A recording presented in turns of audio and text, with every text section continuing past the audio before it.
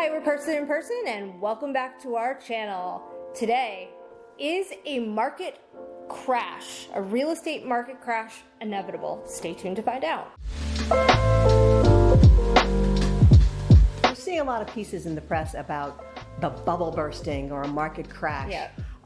This is 2008 all over again. Oh, that's what they're saying. Yeah, so, Rachel, right. tell us the difference between a crash and a correction. A correction in market would be a 10% or less drop in the highest value in a 52-week period. A correction happens frequently, and it's really good to maintain a healthy market. What about a crash? A crash, on the other hand, is a more than 10% dip in value from the highest point in 52 weeks, plus economic macros like a recession. Okay, let's talk about macros. Sure. So we're going to look at the difference between 2008 Yes. and today. So Yeah. in 2008, there were a lot of homes built between 05 and 08. So all of a sudden there were more homes than we needed. Yep. Oversupply. Oversupply. Yep. Today, we have a huge backlog of people wanting homes. So talk about what that means. Yeah, so right now we are 4 million homes shy of meeting the demand. They're projecting that 1.5 million new construction homes will be built this year. So that is a step in the right direction. But after the 2008 market crash, construction halted for many years. So we aren't keeping up, and then also not being in sync with the millennials who are now entering the stage of their life where they want to buy homes. So let's talk about the difference of a couple other macros. Unemployment. In 2008, unemployment was soaring. I don't know if you all remember, if you knew anybody getting out of college that year, they were lamenting the fact that there were no jobs. That is not the case today. In fact, we have more jobs than we have applicants. People are aggressively recruiting even for fast food jobs, but right up to any kind of high-level jobs. The other piece is personal wealth. In 2008, people were overextended like crazy. We were getting no-doc loans, which meant if you went into a lender and you worked as a waitress or as a bartender, and you went into a lender and you said, I make $300,000 a year, they would say that's your stated income, and they would lend you based on that. That's so crazy. They didn't look at your credit score. No. Those loans were being sold on the secondary market, and Wall Street couldn't get enough of them. And when they stopped wanting any of them because they were non-performing assets, the crash happened. The other piece is personal wealth, because we've had 2 years where people can't go on vacation. So the savings rate is the highest it's been in the United States in decades. The other piece is equity. In your home, there's an average of 60% equity that people have in the United States in their home. So that means that they can go out and get a home equity line of credit if they want to improve their Right, and it also means that they can sell their house before they get foreclosed on. Right. In 2008, not only did people take out loans that they were not qualified for, a lot of them were on variable rates, so variable percentage rates. So an unqualified person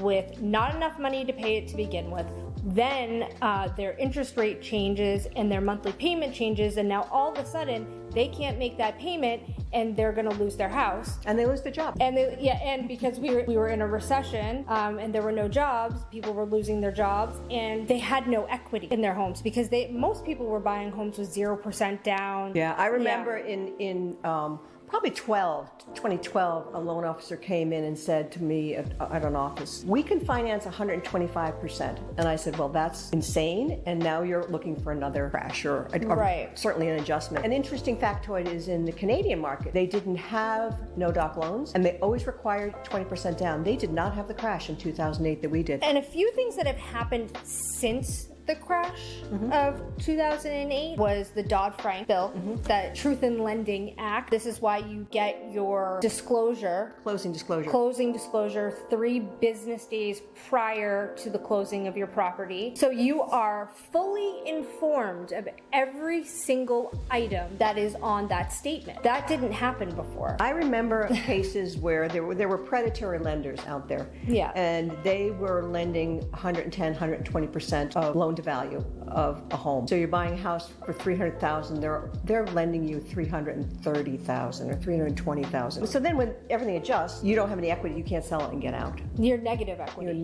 You're upside down in your loan. You're upside down. Yeah. So that's why you remember the terms short sale. That was because you were short. You couldn't pay the loan off, and there were loan workouts. So there was a lot of predatory lending. And so typically what happens, any law you see or any policy you see is based on somebody getting screwed. Yeah, and also and that's what happened. Yeah. People really, they lost everything. Yeah. They were kicked out in the street, and they had no recourse. And there were cases where I actually saw people come to the closing table and be asked for money that they were uninformed about. Fortunately, I didn't work with a lot of those lenders that did that, but there were cases of people going and saying, look, I'm bringing $14,000 closing, and them getting a call the day before and saying, no, you really need to bring 20. Oh my God, can you imagine? You didn't have that money. And you don't have the money, Wow. and now you're either going to lose your deposit, or you're going to go forward, or you're going to borrow money from a family member, and now you're even more upside down than you were before. With the 120% loan to value ratio. Yeah, exactly. So, Yeah. so all of this, all of these regulations you see now, just like a lot of the regulations that we're under as realtors, are based on somebody really doing the wrong thing and having the government step in and say, we're not going to let that happen again. The other scare tactic that the media is using is about foreclosures and saying that this crash is inevitable because foreclosures are up 700% this year. They're trying to sell papers. Yeah. Well, Or get clicks. yes, Or get viewers. Right. Yeah. Well, the reality is that the reason why there were no foreclosures the last 2 years is because we were in the middle of a global pandemic and there was a moratorium on foreclosures. So now that has expired, sure, the foreclosures are up because they can actually process the foreclosures. But the interesting part is that it's still below pre-pandemic levels.